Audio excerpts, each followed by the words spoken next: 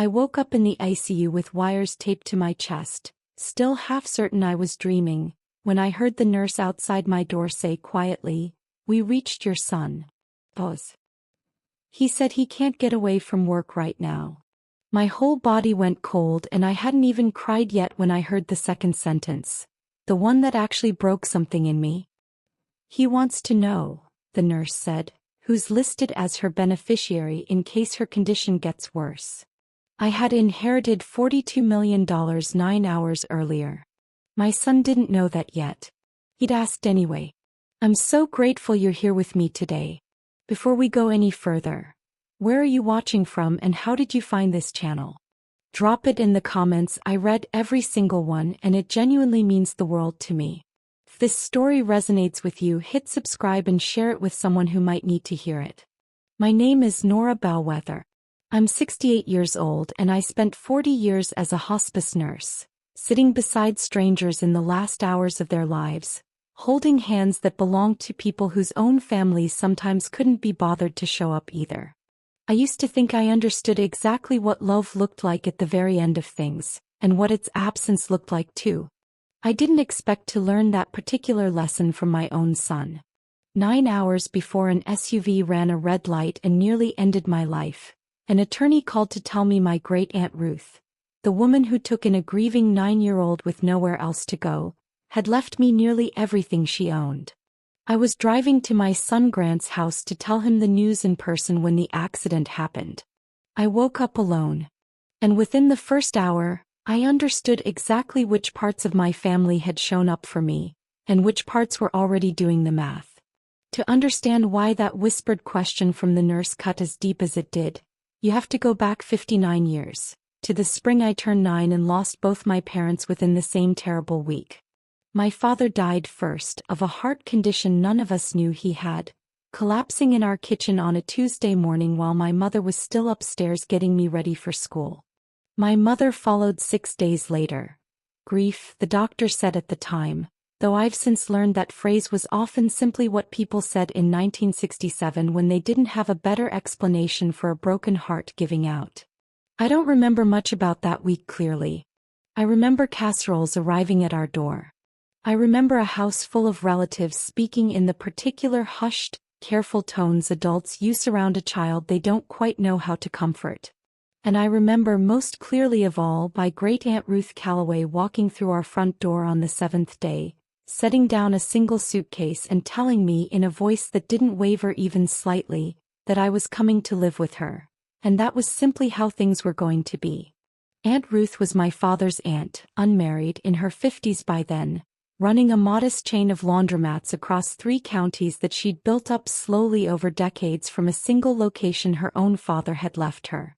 She wasn't wealthy in any way that showed itself outwardly. She drove the same Buick for 11 years, clipped coupons out of habit rather than necessity, and never once in the 30 years I knew her afterward spoke about money in front of me at all.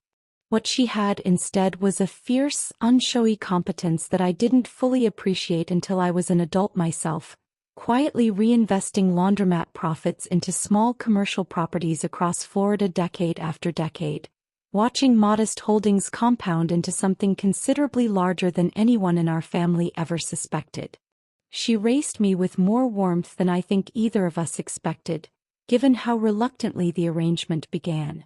She taught me to keep careful books, to read a lease agreement line by line, to never sign anything I hadn't fully understood myself, lessons I carried with me my whole life afterward, first through nursing school and later, though I couldn't have known it yet, into the single most important decision I'd ever make about my own son. I hadn't spoken to Aunt Ruth as often as I should have in her final years, a fact I still carry some quiet guilt about even now. She'd moved into an assisted living community outside Tampa in her late 80s, sharp-minded until the very end, and I'd visited when I could, called most Sundays, sent cards for every holiday. I loved her completely. I simply hadn't understood until the phone call that changed everything, exactly how completely she'd continued loving me back, even from a distance, even as her own health declined. The call came on a Thursday morning in March from a woman named Patricia Alvarez, identifying herself as the attorney handling Aunt Ruth's estate. Aunt Ruth had passed peacefully 11 days earlier in her sleep at 91 years old. I'd known that already, had attended the small, quiet funeral she'd requested, had grieved her the way you grieve someone who'd already lived a long, full life, without the particular jagged edge of a death that arrives too soon. What I hadn't known, sitting at my own kitchen table that Thursday morning with a cup of coffee going cold in front of me, was the actual scope of what she'd left behind. Mrs. Bellweather, Patricia Alvarez told me, her voice careful in the particular way of someone who'd delivered this kind of news before and understood it required room to land properly. Your aunt's estate includes considerable real estate holdings across 4 Florida counties, a substantial investment portfolio and several commercial properties she'd held since the 1970s. The full estate, once fully appraised, comes to approximately $42 million. You are the sole named beneficiary. I remember sitting in complete silence for a long moment after she finished, the number simply refusing to arrange itself into anything I could fully absorb. $42 million. I'd spent 40 years as a hospice nurse, a career I'd chosen and loved, never once earning more than a modest, comfortable salary, and I sat there in my kitchen trying to understand how a woman who'd driven the same Buick for 11 years had quietly built something of that scale without a single person in our family ever suspecting it. I understood almost immediately why she'd kept it so private. Aunt Ruth had watched, over the decades, plenty of families in our extended circle come apart entirely once money entered the picture. Cousins who stopped speaking after a modest inheritance dispute. An uncle who'd been quietly manipulated out of his own savings in his final years by a niece who'd suddenly discovered how attentive she could be. I think Aunt Ruth had spent her whole life deliberately not looking wealthy, precisely so that the people around her would love her for herself rather than for what she might eventually leave behind. I sat with that thought for a long while that Thursday morning, and then I did something I've turned over in my mind more times than I can count since, given everything that followed. I decided I wanted to tell my son in person, not over the phone, not through a lawyer's letter he'd receive coldly in the mail. I wanted to see Grant's face when I told him his mother had inherited a fortune, because some part of me, some old, hopeful part one hadn't fully examined at the time, wanted to believe his reaction would tell me something true about who he'd actually become in the years since his father passed. I called him that afternoon, told him only that I had important news and wanted to come by in person, and got in my car a little after 4 o'clock, $42 million sitting quietly in my future, a lifetime of Aunt Ruth's careful, unshowy love riding with me in that car, entirely unaware that I would never actually make it to my son's driveway that day at all. I don't remember the impact itself, only fragments before and after it. A green light I was certain I had, the sudden violent sound of metal folding in on itself, and then nothing at all until I woke up in a hospital bed with tubes in my arm and a dull, radiating ache across my chest that I'd later learn came from 3 fractured ribs and a punctured lung. The SUV had run the red light at nearly 50 miles an hour, according to the police report I'd read weeks later, striking my car broadside on the driver's side. I spent the first 2 days in intensive care, drifting in and out of a sedated haze, aware of machines beeping steadily somewhere nearby and nurses moving efficiently around me, checking vitals, adjusting lines, speaking to me in the calm, practiced tones I recognized instantly from my own 40 years doing exactly that same work for other frightened patients. It was on the second night, still groggy, still not fully oriented to where I was or how much time had passed, that I heard the conversation that changed everything.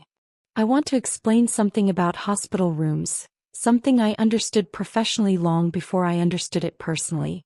The walls are thin, and the hallways carry sound in strange, unpredictable ways, especially late at night when the general noise of a busy floor quiets down enough that a conversation happening just outside your door becomes entirely, uncomfortably audible. I'd relied on that thin-walled acoustics myself, countless times over the decades, catching pieces of conversations between worried family members that helped me understand what a patient's household actually needed once discharge came. I never expected to be on the receiving end of it myself. "We reached your son," I heard a nurse say, her voice pitched low but clearly audible from just outside my door. There was a pause, presumably while she listened to whatever Grant was saying on the other end of the line. I understand. I'll let her know when she's more alert. Another pause. Yes, of course I can check that for you, but typically that kind of information isn't something we— A longer pause this time, and something in the nurse's voice shifted, careful and professional in a way that told me, even half-conscious, that whatever she was being asked had made her uncomfortable. I really can't speak to beneficiary designations, sir. That's something you'd need to discuss with her directly, or with her attorney, once she's recovered enough to have that conversation. I lay there in the dark, my chest aching with every breath, and felt something considerably colder than the pain settle into me as the full shape of what I'd just overheard arranged itself clearly in my mind. My son hadn't come to the hospital. My son, informed his mother, had been in a serious accident, hadn't gotten in his car and driven to be at my bedside. He'd called, and in that call, without yet knowing a single thing about the $42 million sitting in an estate account I hadn't even told him existed, his first substantive question had been about who stood to inherit my assets if I didn't survive. I didn't cry that night, though I expected to, lying there in the dark turning that conversation over and over. What I felt instead was a kind of clinical, disbelieving numbness. The same numbness I remembered feeling once or twice over my nursing career when a patient's family behaved in ways so far outside what I understood love to look like that my mind simply refused for a while to fully process it as real. Grant finally came to visit on the fourth day, 2 full days after I'd been moved out of intensive care and into a regular recovery room, arriving with a bouquet of grocery store flowers and an explanation about how impossibly busy work had been, how he'd wanted to come sooner but simply couldn't get away, how relieved he was to see I was doing so much better already. I watched him deliver that explanation with the particular ease of a man who'd rehearsed it, and I found myself, for the first time in our entire relationship, studying my own son's face the way I might once have studied a patient's family for signs of what they were actually feeling underneath their words. "I'm glad you're here now," I told him, which was true, though considerably more complicated than it would have sounded to anyone listening in. Paige came with him, hovering near the foot of my bed with an expression of practiced concern, asking me twice within 10 minutes how I was feeling, each time before I'd finished answering the first time she'd asked. I noticed, though I said nothing about it, how her eyes moved once briefly toward the small tray table beside my bed where my purse sat, and how quickly she looked away once she realized I'd caught her doing it. I didn't tell them about the inheritance that day.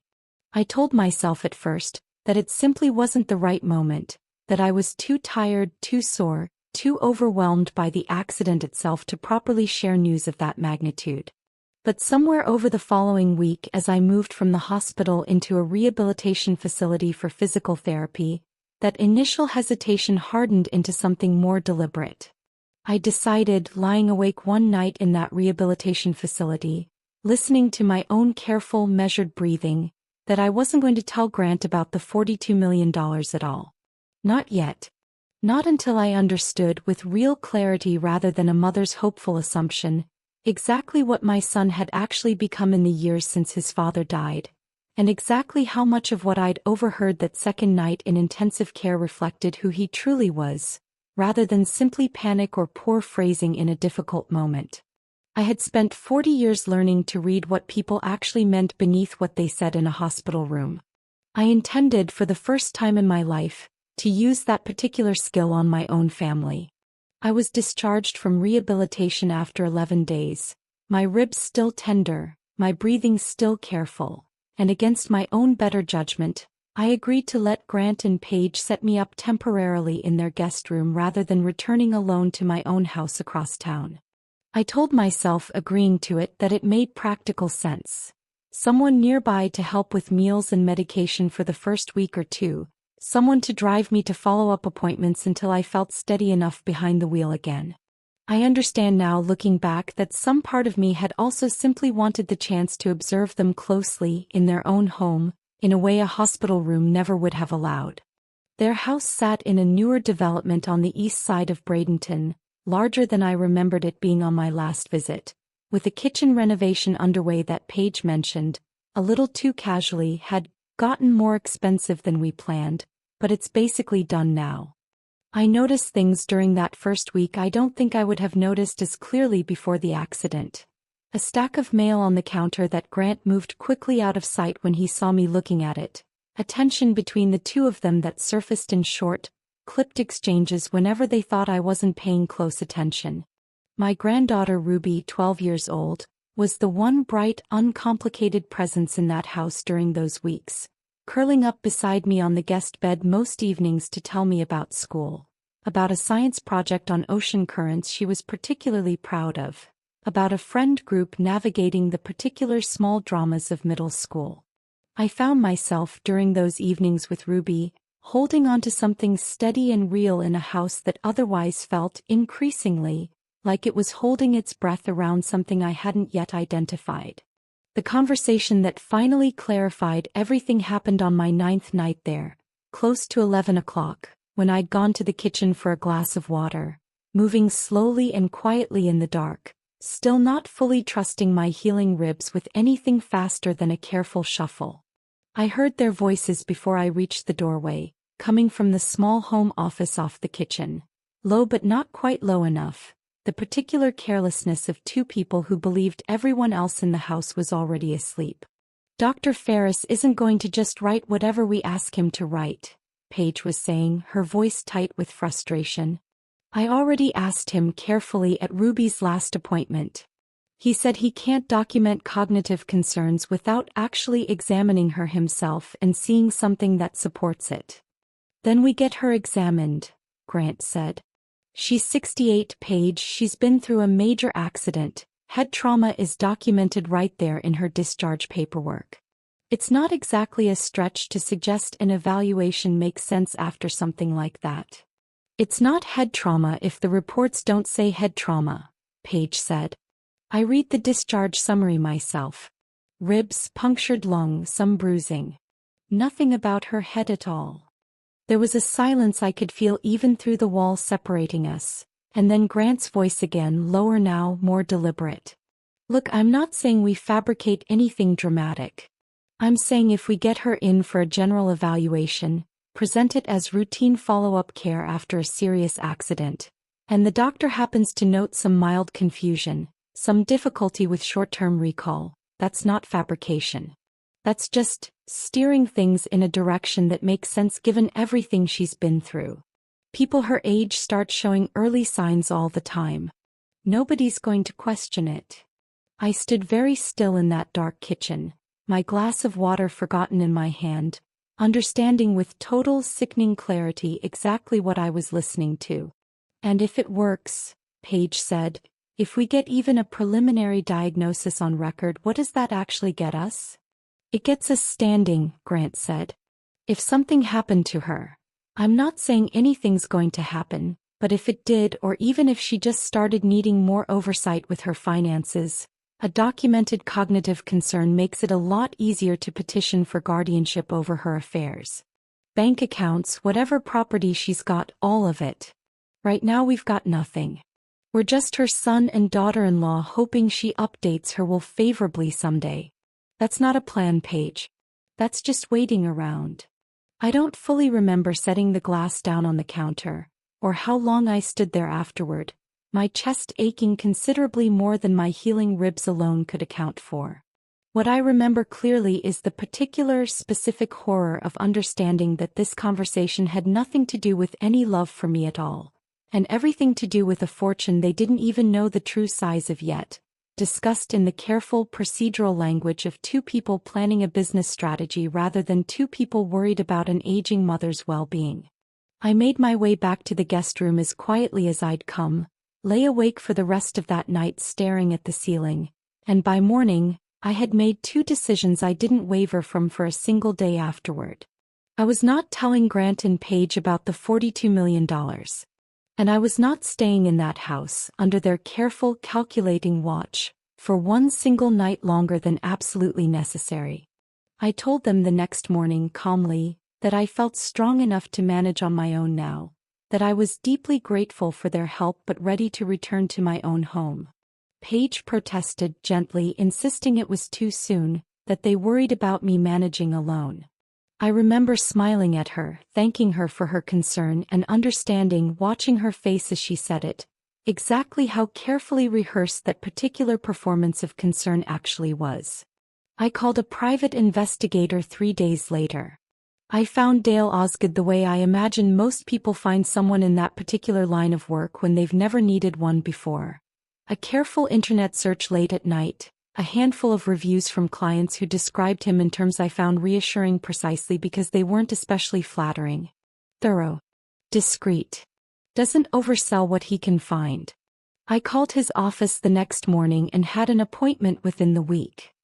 His office sat above a dry cleaner's in a strip mall off US 41, nothing like the sleek, cinematic version of a private investigator's office I'd half expected from decades of television, but I found something reassuring in that plainness too, the same way I'd once found reassurance in Aunt Ruth's 11-year-old Buick.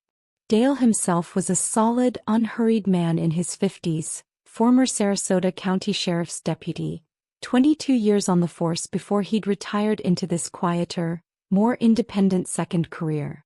I told him everything start to finish.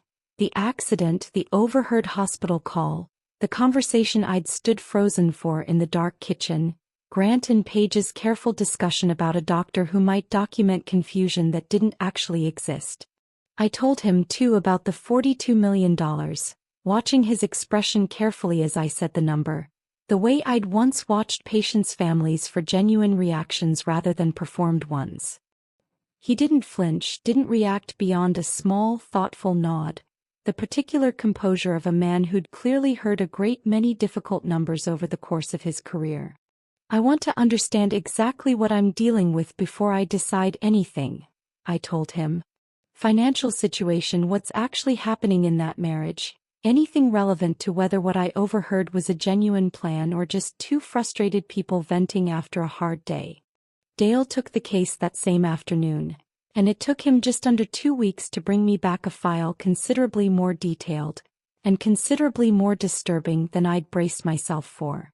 Grant and Paige, it turned out, had opened a boutique fitness franchise 18 months earlier, an ambitious spin studio concept that required a substantial initial investment they'd financed almost entirely through a combination of a business loan and a home equity line drawn against a mortgage refinance. The studio had struggled from nearly its first month, competing against 3 similar concepts already established in the same part of Bradenton, and by the time of my accident, Dale's research showed the business was running at a significant monthly loss, propped up by increasingly desperate infusions of credit. They're underwater by roughly $200,000, combining the business debt and what they've drawn against the house, Dale told me, sliding a folder across his desk with financial documents I recognized, from my own careful bookkeeping habits Aunt Ruth had instilled decades earlier as unmistakably serious. 2 missed mortgage payments in the last 4 months.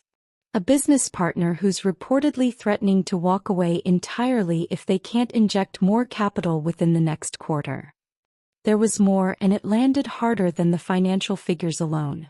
Dale had obtained, through channels he didn't elaborate on and I didn't press him about, a set of photographs from a resort in the Florida Keys, dated the exact week I'd been in intensive care fighting for my own recovery. Grant and Paige, smiling, drinks in hand, poolside, on what Dale's research indicated had been billed to them as a business retreat related to franchise planning, though the resort itself catered almost exclusively to leisure travelers rather than corporate retreats of any kind. I sat with that photograph a long moment, feeling something considerably colder than I'd felt even overhearing their conversation through that kitchen wall. My son had been unable to visit me in the hospital because he was swamped at work. My son had instead been at a resort in the Keys, celebrating something, while I lay recovering from injuries that had at one point genuinely threatened my life.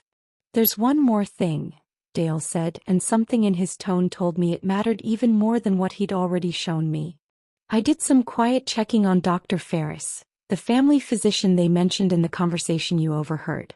He's had 2 separate complaints filed against him with the state medical board over the past 6 years, both related to questionable documentation practices in geriatric cases.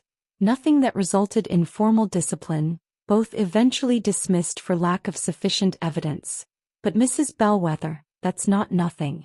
That's a doctor who's already shown a willingness, at minimum, to write things down that maybe shouldn't have been written down, if the right person asks him the right way.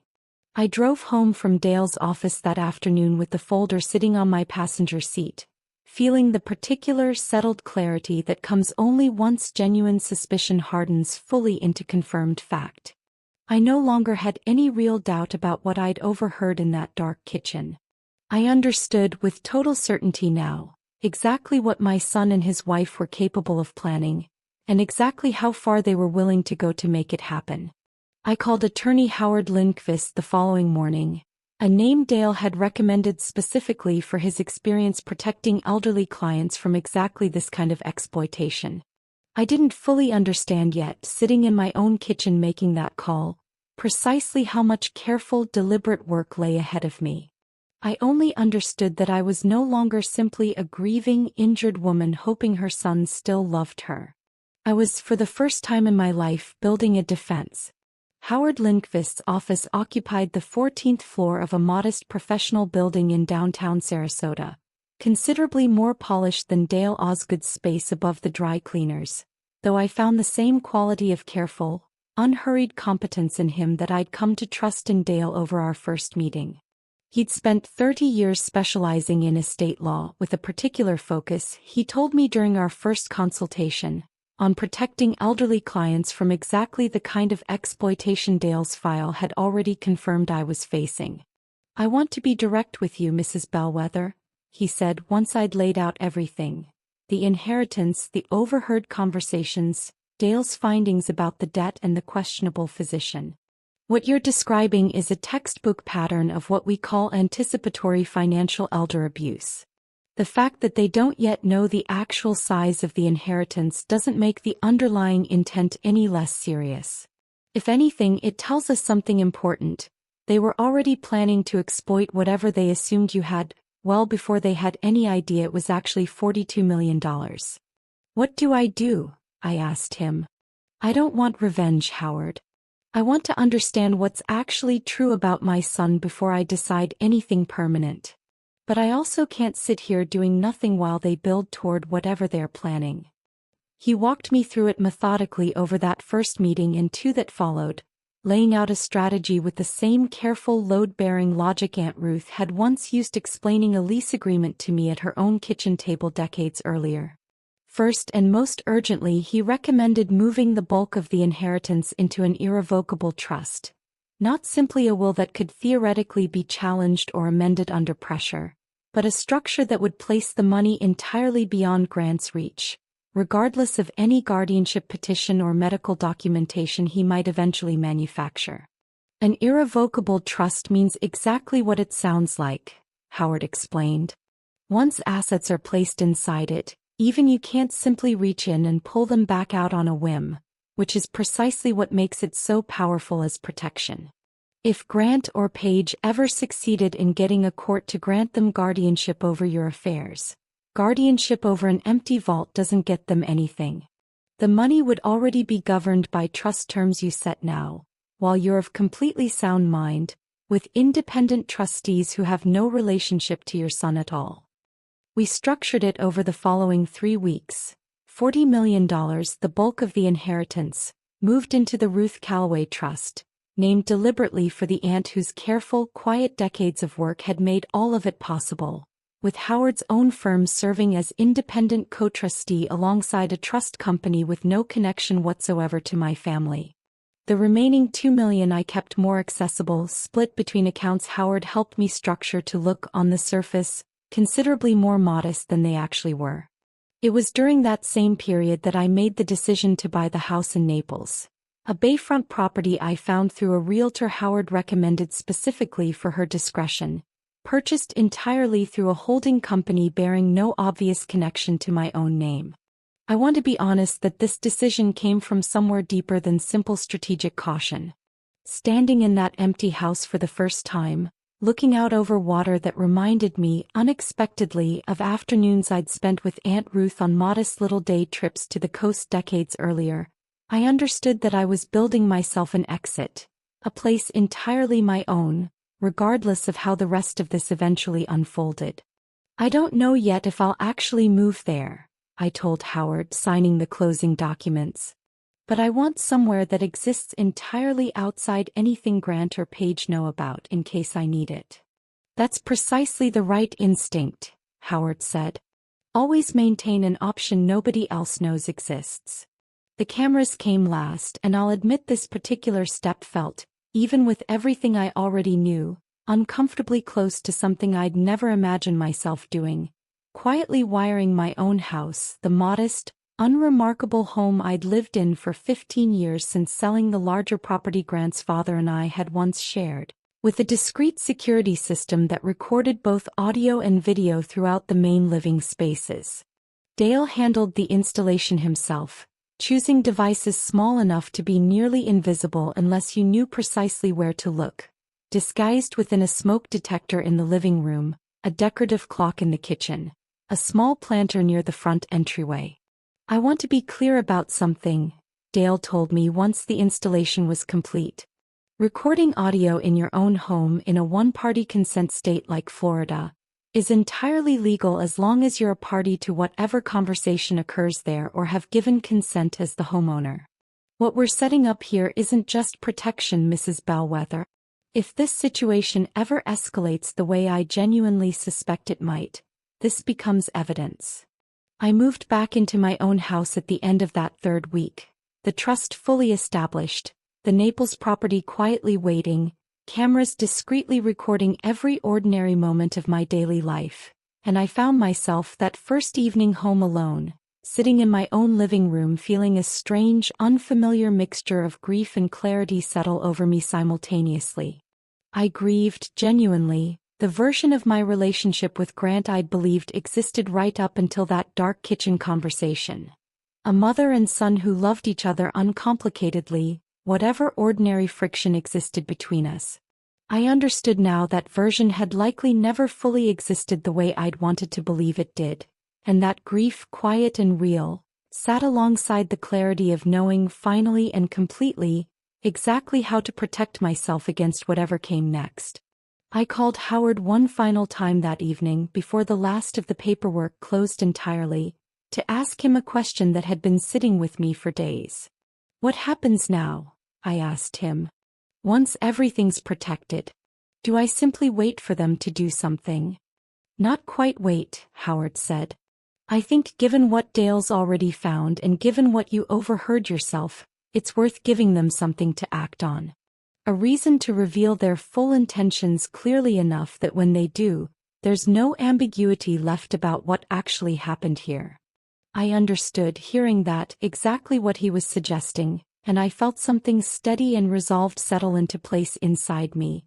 The same particular resolve I imagine Aunt Ruth must have felt the day she walked into my parents' house with a single suitcase and decided, without hesitation, exactly what she was going to do about a situation nobody else seemed prepared to handle properly. Draft the paperwork, I told him. I think it's time my son believed he was finally about to get exactly what he's been waiting for. Ruby called me on a Sunday afternoon, 3 weeks after I'd moved back into my own house, asking if she could come stay the night the way she sometimes did during summer break, something we'd done together for years, a tradition that predated any of the tension now sitting underneath my relationship with her parents. I said yes without hesitation. Whatever careful distance I was maintaining from Grant and Paige, I understood clearly that Ruby herself was entirely innocent in all of it, and I wasn't about to let my own defenses cost me the one uncomplicated relationship left in that family.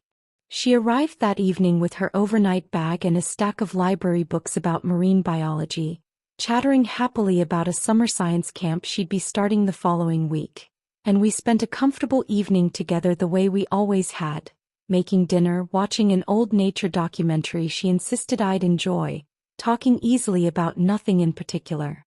It was later that night, curled up on my living room couch with a mug of hot chocolate, that she said something that confirmed, with a child's total lack of guile, everything I'd already begun preparing myself against. Mom and Dad have been arguing a lot lately, Ruby said, not quite looking at me, the particular careful casualness of a 12-year-old testing whether a subject is safe to raise. About money, I think. And about you, kind of. I kept my voice as light and unconcerned as I could manage. What about me, sweetheart? I don't really know exactly, she said. I heard them talking one night when I was supposed to be asleep. Dad kept saying something about, once we have power of attorney, and Mom kept saying they needed to move faster before she gets suspicious. Ruby looked up at me then, her expression shifting into something more uncertain, a child sensing without fully understanding that she'd stumbled onto something that mattered more than she'd realized. Grandma, is something wrong? Are you sick? Is that why they're worried about paperwork and stuff? I felt my chest tighten hearing my granddaughter's genuine frightened concern, understanding in that moment exactly how completely Grant and Paige's scheme had already begun bleeding into the one relationship in that family that deserved protecting most. I pulled Ruby close to me on the couch and I chose my next words as carefully as I've ever chosen anything in my life. I'm not sick, Ruby. I promise you that completely. Sometimes grown-ups worry about things that aren't actually true, or plan for situations that might not happen the way they're imagining. I don't want you carrying any worry about this at all, do you understand me? This is between the adults and it's going to be handled properly. She nodded, seeming reassured, though I noticed, watching her carefully over the rest of that evening, a slight wariness that hadn't been there before, the particular unease of a child who understands, on some instinctive level, that the adults around her aren't being fully honest with each other, even if she can't name exactly what's wrong. I didn't sleep well that night after she finally drifted off in my guest room, sitting instead at my own kitchen table turning her words over carefully. Once we have power of attorney. Not a hypothetical anymore, not simply frustrated venting overheard through a wall. An active, ongoing plan, discussed openly enough in their own home that a 12-year-old had absorbed pieces of it without either of them apparently noticing or caring what she might overhear. I called Howard first thing the following Monday, and by that same week, we'd finalized the next phase of the plan he and I had discussed weeks earlier. Howard drafted a set of power of attorney documents that appeared on their surface, entirely legitimate and binding, proper legal formatting, appropriate notarization language, everything designed to convince a layperson, or even a moderately careful attorney reviewing them quickly, that they granted genuine authority over my financial affairs. What Grant wouldn't understand examining them was that Howard had built in a specific, deliberately obscure clause rendering the entire document void unless countersigned by a secondary trustee, myself, under a separate legal identity connected to the Ruth Calloway Trust, one Grant had no knowledge existed at all. It will look completely real to him, Howard assured me. Real enough that he'll believe he's finally gotten what he's been working toward. It simply won't actually grant him anything at all, once he attempts to use it. I invited Grant and Paige to dinner the following Sunday, the first time I'd extended an invitation since moving back into my own house, and I watched over the course of that evening, exactly how quickly their guarded caution around me shifted into something warmer and considerably more attentive once I mentioned, carefully, that I'd been thinking lately about getting my affairs in better order, given everything that had happened with the accident. That's really smart, Mom, Grant said, and I watched him exchange a brief, meaningful glance with Paige across my own dinner table, a glance I recognized instantly as the same kind I'd once caught between them discussing this exact plan through a dark kitchen wall. It's good you're thinking about that. Better to have things settled while you're doing well, rather than waiting until there's some kind of emergency. I agree completely, I told him, meeting his eyes steadily, feeling something cold and resolved settle into place beneath my calm, pleasant expression. I think I'd like you to have power of attorney, Grant, just in case anything ever happens again the way it did with the accident. I want to make sure you're able to help me properly if I ever need it. I watched my son's face carefully as I said it, searching for some flicker of guilt, some hesitation that might have suggested a genuine conscience wrestling with what he was actually about to accept. I found none. What I found instead was a barely concealed relief, a small, satisfied exhale, the particular expression of a man who believed in that exact moment that his careful, patient planning had finally completely paid off. I signed the documents Howard had prepared 2 weeks later, in front of a notary Grant himself had suggested, watching my son's hands as he accepted his own copy afterward, thinking, with a grief I still hadn't fully processed even then, about how differently this exact scene might have unfolded if any real love had actually been driving it. I want to explain something about the account Grant eventually discovered, because the number itself, $740, wasn't an accident or an oversight on my part.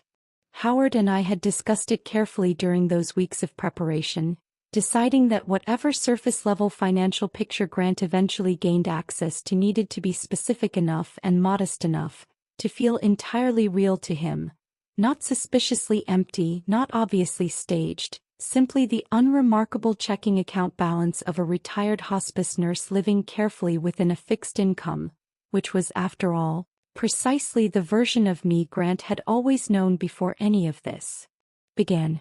The power of attorney documents Grant now believed granted him genuine authority didn't provide him access to anything meaningful. Not the Ruth Calloway Trust, not the Naples property held quietly through its separate holding company, none of it. What they did allow, by careful design, was limited visibility into a single modest checking account I used for everyday expenses, the same account I'd maintained for years before any of this began, containing exactly the kind of balance an ordinary retired woman living on a fixed pension and modest savings might reasonably carry. I don't know precisely when Grant first attempted to use the documents, though Dale's continued discreet monitoring picked up the pattern within about 10 days of the signing. A call to my bank, requesting account information under the authority of his power of attorney.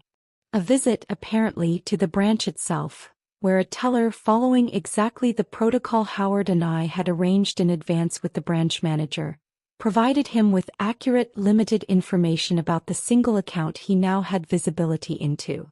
I learned what happened next from Ruby unknowingly during another of our regular phone calls, and I confirmed the fuller details afterward through Dale, who'd maintained his own quiet surveillance throughout this period, including the audio from the cameras installed in my own home during a visit Grant made shortly after his discovery.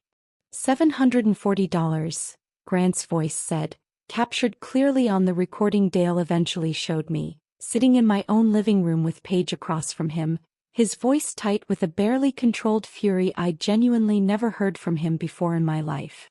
That's it, Paige. That's the entire account. I thought, I don't understand.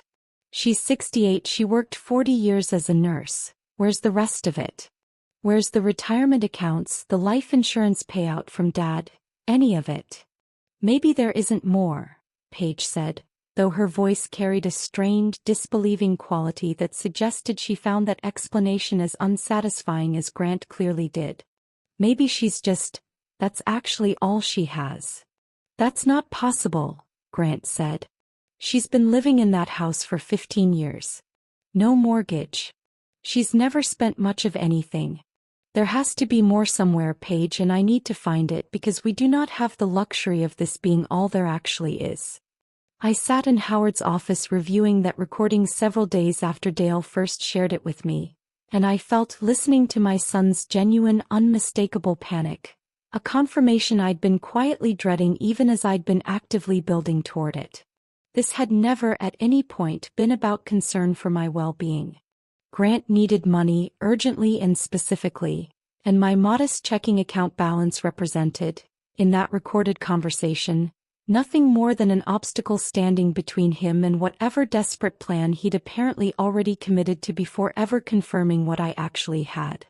Dale's continued research over the following weeks revealed exactly how desperate that plan had already become.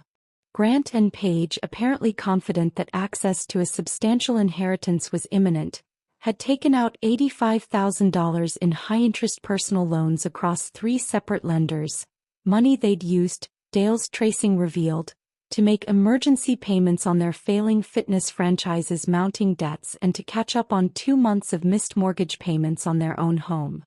They had borrowed heavily against a fortune they believed they were on the verge of controlling, only to discover once the power of attorney documents finally granted them a narrow window into my actual finances, that the fortune they'd borrowed against simply wasn't accessible to them at all.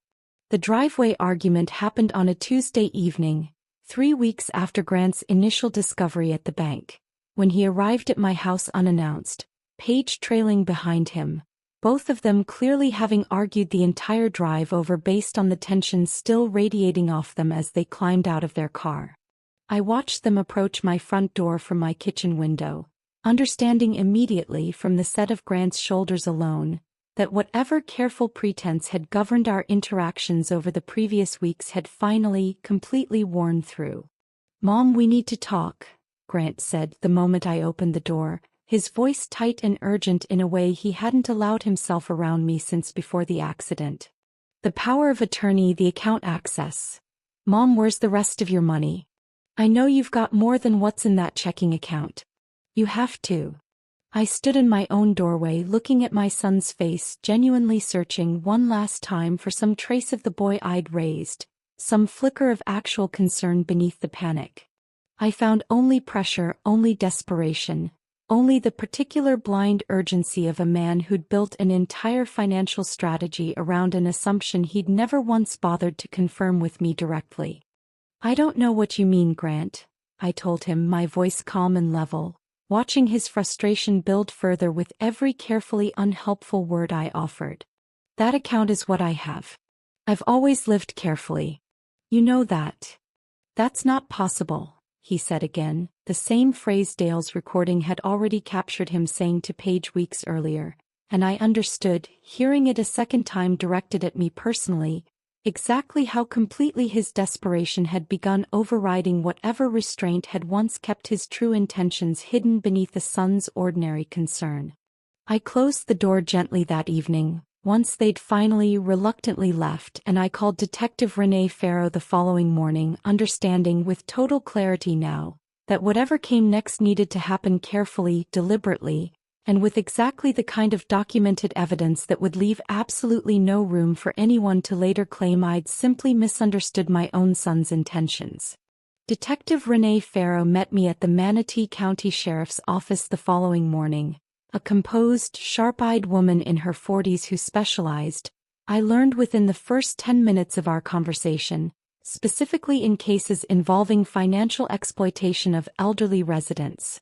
A growing enough problem in the retiree-heavy communities across the county, she told me, that the department had built an entire specialized unit around it in recent years.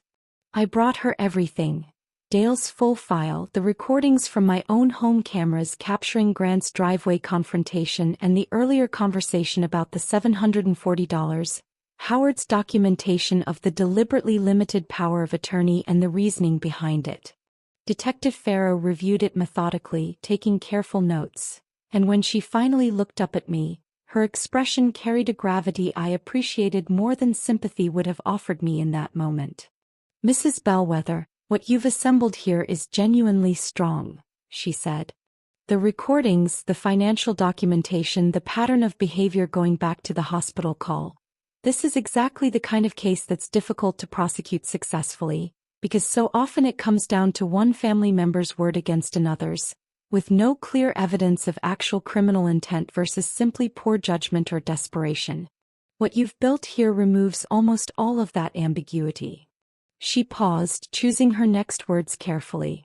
"But I think if you're willing, there's one more piece that would make this case essentially airtight. I'd like your son and daughter-in-law to say clearly, on a recording made with your knowledge and consent, exactly what they're asking of you and exactly what they're prepared to do to get it." I understood immediately what she was suggesting. "You want me to wear a wire?" "I want you to consider it," she said. "I won't pretend it's not difficult inviting a confrontation with your own son specifically to capture him saying something incriminating. But based on the trajectory of everything you've already shown me, I think that confrontation is coming regardless, whether we're prepared for it or not. I'd rather you have proper support and documentation in place when it happens than have it catch you unprotected." I thought about that conversation for 2 full days before I called her back and agreed. We arranged it carefully over the following week. Detective Farrow's team fitted me with a small, well-concealed microphone before a Sunday dinner I invited Grant and Paige to, the same kind of ordinary family gathering we'd shared dozens of times over the years, though this time with a plainclothes unit stationed a careful distance away, ready to move if the situation required it, and Detective Farrow herself monitoring the audio feed from a vehicle parked around the corner from my house. I want to be honest that I hoped, even then some small foolish part of me still hoped, that the evening would somehow disprove everything I already knew to be true. That Grant would arrive, and we'd simply have an ordinary Sunday dinner, and I could tell myself the driveway confrontation had been an isolated moment of panic rather than a genuine pattern. That hope didn't survive past the appetizer course. Grant arrived tense and visibly strained, Paige beside him carrying an anxious energy that suggested whatever conversation had happened in their car on the drive over hadn't resolved anything between them. We made it through perhaps 20 minutes of stilted small talk before Grant set his fork down with a deliberate, controlled precision that told me he'd been building toward this moment the entire meal. "Mom, I need you to be straight with me," he said. "We're past the point where I can keep being patient about this. Where is the rest of your money? I know about the accident. I know Aunt Ruth passed recently too. I did some checking, Mom. I know she had property. I know there's more than what's sitting in that checking account, and I need you to stop pretending there isn't." "Grant," I said carefully, "I don't appreciate feeling investigated by my own son. I don't appreciate finding out my mother's been hiding something from me," he shot back, his voice rising now, Paige's hand landing on his arm in what looked less like calming reassurance and more like urgent encouragement to keep pushing. "Do you have any idea what kind of position we're in right now? We took out loans, Mom, real loans, based on the understanding that we'd have help coming. If that's not true, if you've had access to real money this whole time and just decided not to tell us, not to help your own family." "We need that money, Norah," Paige interjected, her voice sharp now, any pretense of gentle concern entirely abandoned. "We're going to lose the business. We might lose the house. You have grandchildren who need stability, and you're sitting on some kind of fortune pretending you're broke." "I never said I was sitting on a fortune," I said quietly, watching them both carefully now, feeling the small, concealed microphone against my skin, understanding that everything happening in this exact moment was being captured clearly, exactly as Detective Farrow had hoped it would be. "Stop lying to us," Grant said, his voice loud enough now that I heard faintly a car door somewhere outside, the plainclothes officers positioning themselves closer. He stood up from the table abruptly, his chair scraping hard against the floor, and slammed his open palm down against the table's surface with enough force that the dishes rattled. "You're going to tell me exactly what you have and exactly how we access it, Mom, because I am done watching you play games while my entire life falls apart. You either sign whatever needs signing to actually help us, or I swear to God, we will find another way to get what we need." "Is that a threat?" I asked him quietly, my heart hammering despite the calm I forced into my voice. "Take it however you want to take it," Grant said, and Paige beside him nodded once hard, her own composure fully gone now. "But you need to understand, Mom, we are not walking out of here without a real answer this time." I heard the front door open behind them before either of us said anything further, Detective Farrow's team moving in exactly as planned, and I watched my son's face shift, in the span of perhaps 2 seconds, from furious determination into something closer to genuine shock as uniformed officers filled my own dining room, informing him clearly, calmly, that he was under arrest. I stood in my own dining room, my heart still hammering, watching officers place my son in handcuffs at the same table where I'd once fed him birthday dinners, science fair celebrations, ordinary Tuesday nights when he was still small enough to sit on my lap. Paige was crying by then, not from remorse I understood watching her, but from the sudden, complete collapse of whatever plan she and Grant had believed they were still executing. "Mom," Grant said as an officer guided him toward the door, his voice cracking in a way I hadn't heard since he was a teenager. Mom, please, this is a misunderstanding. You know I'd never actually. I have you on tape, Grant, I told him quietly, and I watched something in his face finally, completely collapse, understanding at last exactly what had actually happened in my own dining room that evening. Every word of it. I've had you on tape for weeks. Detective Farrow stayed with me for over an hour after they'd been taken away, walking me through what would happen next. Formal charges of attempted financial exploitation of an elderly person, extortion and conspiracy, both Grant and Page processed and released later that night on bond. A court date set for the following month. I sat in my own quiet kitchen once she finally left, the house entirely still around me, and I let myself cry for the first time since that whispered conversation outside my hospital room weeks earlier. Not for what had happened that evening, but for the son I genuinely believed, right up until nearly the very end, might still prove me wrong. The months that followed moved through the particular slow procedural rhythm of the legal system rather than anything resembling swift justice. I filed a civil suit alongside the criminal charges, seeking $600,000 in damages, a figure Howard had calculated carefully to reflect not the inheritance itself, safely protected the entire time in the Ruth Calloway Trust, but the genuine financial and emotional harm of what they'd attempted. The criminal trial concluded 8 months later, 18 months of probation for both Grant and Page, 250 hours of community service each, and restitution ordered at $400,000 once the civil and criminal proceedings were finally resolved together. Grant lost his position at the accounting firm where he'd worked for over a decade, once his employer learned the details of the case through local news coverage. The fitness franchise, already failing before any of this began, closed permanently within the year. I didn't take satisfaction in watching any of it unfold, though I understand it would have been reasonable if I had. What I felt sitting through those court proceedings was mostly a tired, settled grief, for the son I'd raised, for the family I'd once believed I had, for every ordinary Sunday dinner I now understood had been building, slowly and invisibly, toward that evening in my dining room. Ruby was the one bright thread running through those difficult months. She'd gone to live temporarily with Page's sister during the worst of the legal proceedings, and I worried constantly those first weeks about how much of this she understood, how much damage had already been done to a 12-year-old caught entirely innocent in the middle of her parents' desperation.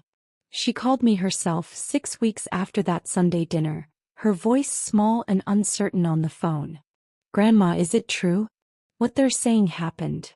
I told her the truth as gently and honestly as I could manage for a child her age, careful not to poison her against her own parents entirely, but equally unwilling to let her continue believing a version of events that wasn't real.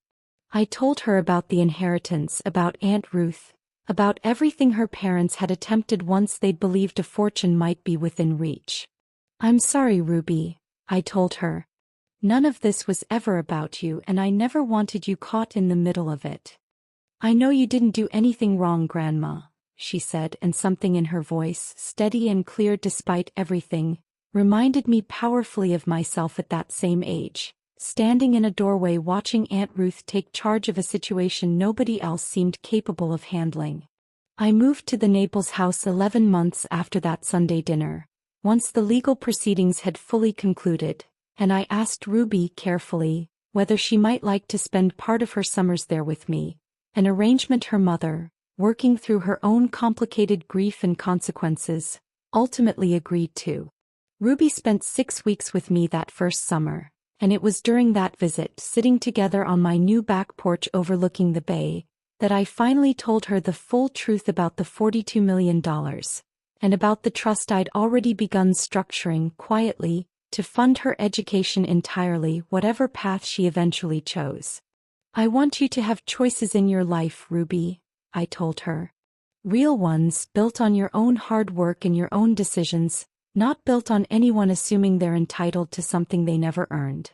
I established the Ruth Calloway Foundation that same year, funded through the trust, dedicated specifically to supporting elderly victims of financial exploitation, legal assistance, private investigation support, emergency housing for those who needed to relocate away from family members who'd betrayed their trust the way mine had.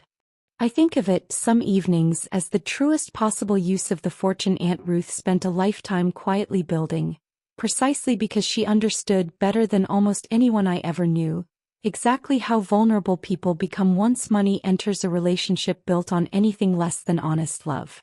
I sit most evenings now on that same back porch, watching the light change over the water the way I once watched it change over smaller, more modest waters with Aunt Ruth decades earlier. And I think about the whispered conversation outside my hospital room that started all of this. A nurse's careful pause, a son's cold question about beneficiaries, asked before he'd ever asked how badly I was hurt. I learned that love which only shows up when it's convenient or profitable was never really love at all. It was simply patience waiting for a payout. What I gained in the end wasn't just my safety or my fortune, though both matter to me more than I can properly express. It was a granddaughter who chose honesty over easy comfort, and a foundation carrying forward exactly the kind of quiet, unshowy protection Aunt Ruth once offered a grieving 9-year-old with nowhere else to go.